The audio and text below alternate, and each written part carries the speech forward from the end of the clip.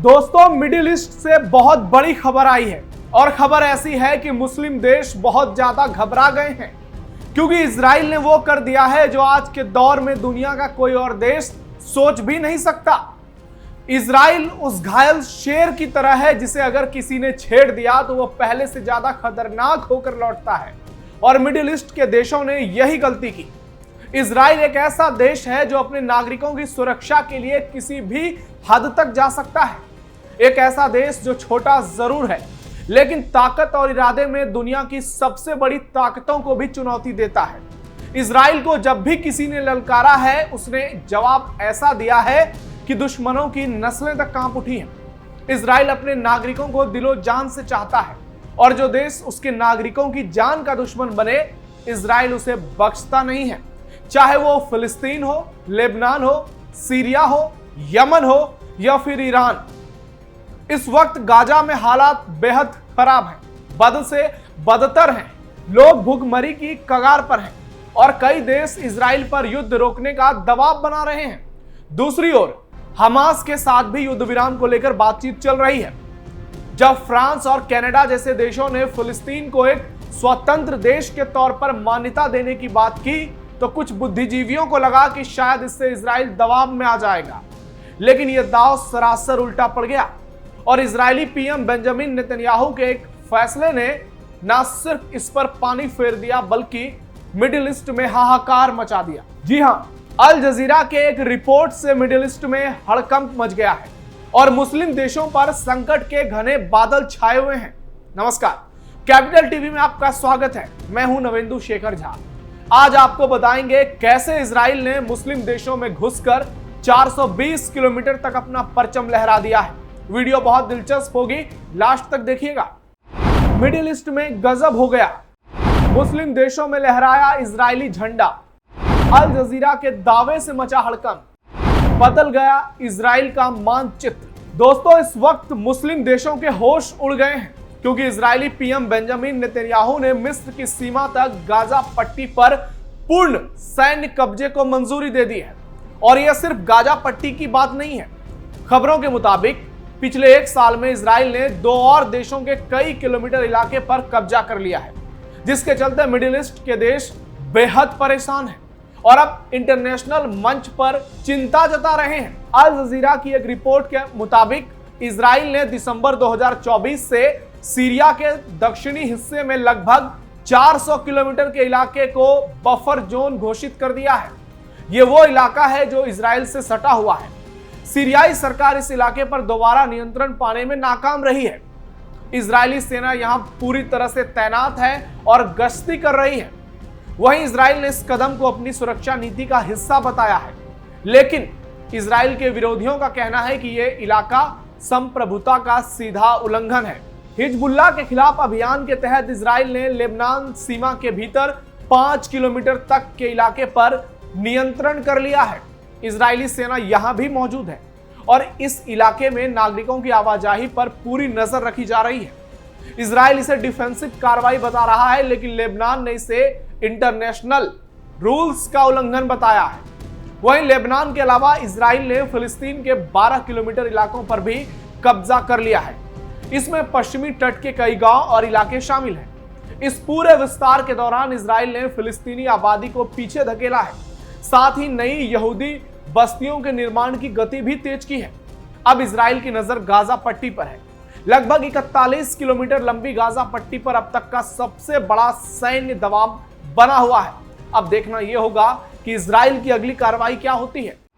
बढ़ने लगा है इजराइल का क्षेत्रफल। अक्टूबर 2023 में शुरू हुए गाजा युद्ध से पहले इजराइल का क्षेत्रफल लगभग 22,000 वर्ग किलोमीटर था, लेकिन अगर हम हाल के सैन्य अभियानों और वास्तविक नियंत्रण वाले इलाकों को जोड़ दें तो इजराइल ने कम से कम 420 किलोमीटर का नया इलाका अपने प्रभाव में यानी कब्जे में ले लिया है। हालांकि इस कब्जे को इंटरनेशनल स्तर पर मान्यता नहीं मिली है, लेकिन जमीनी हकीकत यह है कि इजरायली सेना इस इलाके में मजबूती से खड़ी है और इजरायली झंडा लहरा रहा है। आपको बता दें कि इसी साल जनवरी में इजराइल के नए मैप ने पूरी दुनिया में खलबली मचा दी थी, कूटनीतिक तूफान खड़ा कर दिया था, जिसे इजरायली विदेश मंत्रालय ने अरबी भाषा के ट्विटर और इंस्टाग्राम अकाउंट पर शेयर किया था। इसमें बाइबल में उल्लेखित इजराइल यानी यहूदी राज्य का मानचित्र दिखाया गया था। हालांकि कई अरब देशों ने इसे संप्रभुता के सीधे उल्लंघन को बताया। मिडिल ईस्ट का कहना है कि नए मानचित्र में कब्जे वाले फिलिस्तीनी इलाकों और पड़ोसी अरब भूमि के कुछ हिस्सों को ग्रेटर इजराइल के तौर पर दर्शाया गया और इस नक्शे को लेकर कई बार खुद इजराइल के पीएम नेतन्याहू नजर आए। वहीं इजरायली विदेश मंत्रालय ने मानचित्र वाले पोस्ट में लिखा था कि आप जानते हैं कि इजराइल का साम्राज्य 3000 साल पहले स्थापित हुआ था। इसमें आगे लिखा था, हालांकि प्रवासी यहूदी लोग अपनी शक्तियों और क्षमताओं के पुनरुद्धार और अपने राज्य के पुनर्निर्माण की प्रतीक्षा कर रहे थे, जिसे 1948 में इजराइल राज्य में मिडिल ईस्ट में एकमात्र लोकतंत्र घोषित किया गया था। मुस्लिम देशों ने किया इजराइल का विरोध। इजरायली विदेश मंत्रालय के पोस्ट ने तब फिलिस्तीनी और अरब देशों में आक्रोश पैदा कर दिया था। ये अरब देशों का मानना है, जिसके खिलाफ मुस्लिम देश एक हो गए थे और अधिक फिलिस्तीनी और मिडिल ईस्ट के इलाकों पर कब्जा करने के कोशिश को रोकने के लिए वो बार बार आह्वान कर रहे थे। जॉर्डन, यूएई और कतर ने इजराइल के नए नक्शे को विस्तारवाद के साथ जोड़ा और इसकी कड़ी निंदा की थी। वहीं फिलिस्तीन और हमास ने तो इजराइल पर हमले की धमकी दे दी थी। यह विवाद बढ़ता गया। फिर ईरान इजराइल युद्ध ने कहानी को दूसरा रूप दे दिया, लेकिन इजराइल घायल शेर की तरह लौटा और आज अल जजीरा के दावे इस बात की पुष्टि कर रहे हैं कि इजराइल वाकई में एक शेर देश है, जो मौत के मुंह में खड़ा होने के बाद भी सीना तान के जीता है और अपने दुश्मनों को उसकी असलियत बता देता है, चाहे वो दुनिया का कोई भी बड़ा देश क्यों ना हो। और आज इजराइल की ये जीत एक सीख है उन देशों के लिए जो युद्ध में सरेंडर कर देते हैं, जो युद्ध से पहले पीछे हट जाते हैं। और इजराइल एक तरह से कहें तो वो एक जीता जागता राष्ट्र पुरुष है।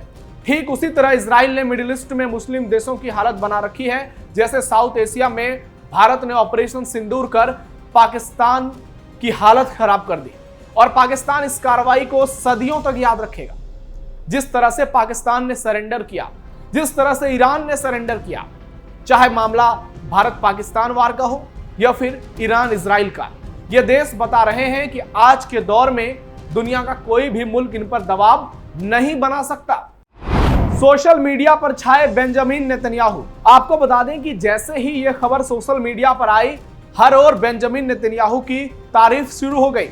हालांकि वो कट्टरपंथियों के निशाने पर भी हैं, क्योंकि नेतन्याहू जिस तरह के शख्स हैं, जो उनके काम करने का तरीका है, जैसी उन्होंने अपनी इमेज बनाई है, जो उनका ऑरा है, उससे कई देश और कई बड़े बड़े नेता थर-थर कांपते हैं। नेतन्याहू किसी से डरते नहीं हैं, वो सीधी चुनौती को स्वीकार करने के लिए जाने जाते हैं। आपने देखा होगा किस तरह से इजराइल ने ईरान में घुसकर ईरान को बुरी तरह से मारा और उसके बाद ईरान को मजबूरी में सरेंडर करना पड़ा। अमेरिका जैसे देशों ने इजराइल का साथ दिया और ईरान में घुसकर उसके परमाणु ठिकानों को तबाह कर दिया। यह इजराइल की इच्छा शक्ति ही थी कि अमेरिका को इजराइल का साथ देना पड़ा। आज इजराइल की स्थिति ऐसी है कि इजराइल तमाम मुस्लिम देशों से घिरा हुआ एकमात्र यहूदी देश मिडिल ईस्ट में है, लेकिन इसके बावजूद भी इजराइल कभी किसी के सामने सरेंडर नहीं करता। वो लड़ने की ताकत दिखाता है। वो बताता है कि उसकी संख्या भले ही कम है, उसके नागरिक करोड़ों तक भी नहीं पहुंच पाए हैं, लेकिन फिर भी इजराइल का सीना 56 इंच का है। वो दुनिया के किसी भी देश का मुकाबला कभी भी किसी भी परिस्थिति में कर सकता है और इसी बात से मिडिल ईस्ट के देश घबराए हुए हैं। और अब लग रहा है कि इजराइल ने जो एक्शन शुरू किया है वो थमने वाला नहीं है। जो देश इजराइल को मिटाने की नापाक साजिश कर रहे थे, नापाक ख्वाब देख रहे थे, उनको बड़ा झटका लगा है, क्योंकि बेंजामिन नेतन्याहू के इरादे स्पष्ट है। उनका साफ साफ कहना है कि जो इजराइल को छेड़ेगा उसे नेतन्याहू नहीं छोड़ेगा, चाहे मामला कितना भी बड़ा क्यों ना हो। तो आपको क्या लगता है, इजराइल की इस कार्रवाई से क्या दुनिया के दूसरे देशों को सीख लेनी चाहिए? और आज के दौर में क्या इजराइल ही दुनिया में एकमात्र ताकतवर और मजबूत इच्छा शक्ति वाला देश है जो कभी भी किसी भी कठिन परिस्थिति में लड़ने के लिए तैयार रहता है? कमेंट बॉक्स में अपनी राय जरूर दीजिएगा। फिलहाल के लिए इतना ही। ऐसी और भी दिलचस्प खबरों के लिए आप जुड़े रहिए कैपिटल टीवी के साथ। हमारे इस वीडियो को लाइक कीजिए, शेयर कीजिए और चैनल को सब्सक्राइब जरूर कीजिए। धन्यवाद।